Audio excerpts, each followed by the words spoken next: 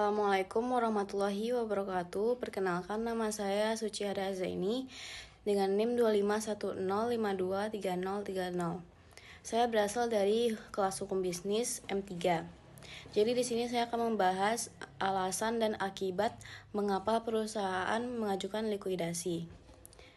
Jadi, likuidasi itu sendiri adalah pembubaran perusahaan dan penjualan seluruh aset untuk membayar utang serta membagikan sisa kekayaannya kepada pemegang saham.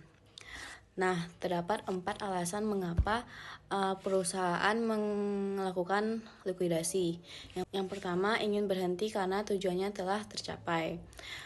Misalnya seperti pemilik usaha memiliki klien yang banyak sehingga tujuannya ini sudah tercapai.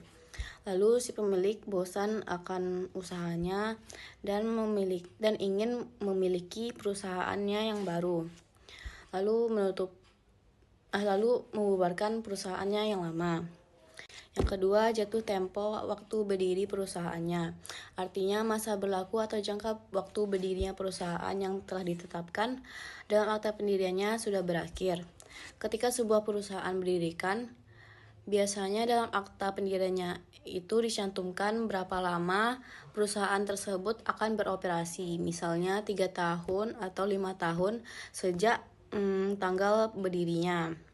Jika waktu itu habis dan tidak diperpanjang, maka perusahaan dianggap jatuh tempo dan secara hukum harus dibubarkan atau dilikuidasi. Dan yang ketiga, karena keputusan pengadilan. Biasanya terjadi jika perusahaan melanggar hukum, misal melakukan penipuan, kegiatan ilegal, dan melanggar peraturan perundang-undangan. Lalu alasan yang terakhir adalah merger atau akuisisi. Ini adalah 2 cara perusahaan melakukan penggabungan usaha. Yang pertama, merger adalah proses penggabungan 2 atau lebih perusahaan menjadi satu perusahaan yang baru. Misalnya PT A dan PT B bergabung menjadi PT AB. Maka PT A dan PT B dibubarkan, lalu PT AB menjadi perusahaan yang baru. Akuisisi. Akuisisi ini adalah proses pengambil alihan kepemilikan atau saham suatu perusahaan oleh perusahaan yang lain. Misalnya PT A membeli seluruh saham PT B. Jika PT B tidak lagi beroperasi sendiri, maka PT B bisa dilikuidasi dan seluruh aset serta kewajibannya menjadi milik PT A.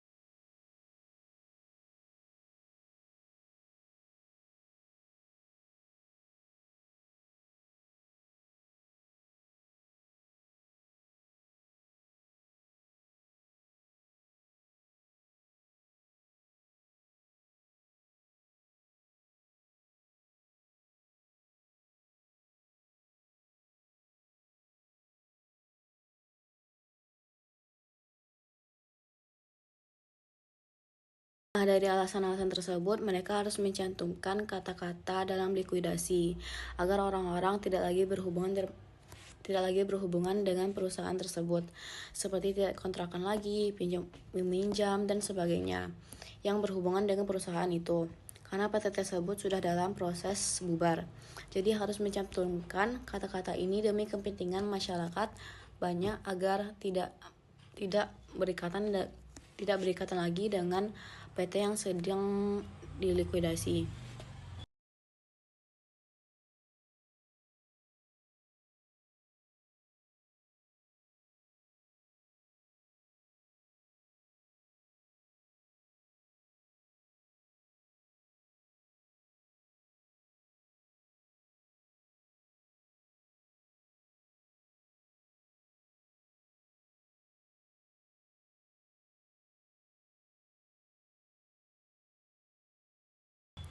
Lalu akibat dari likuidasi ini sendiri adalah perusahaan ini tidak bisa berbisnis lagi, kegiatannya hanya beres-beres saja.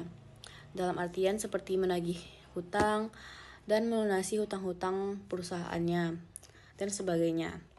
Nah, untuk PT yang lagi likuidasi ini mereka juga butuh pengurus.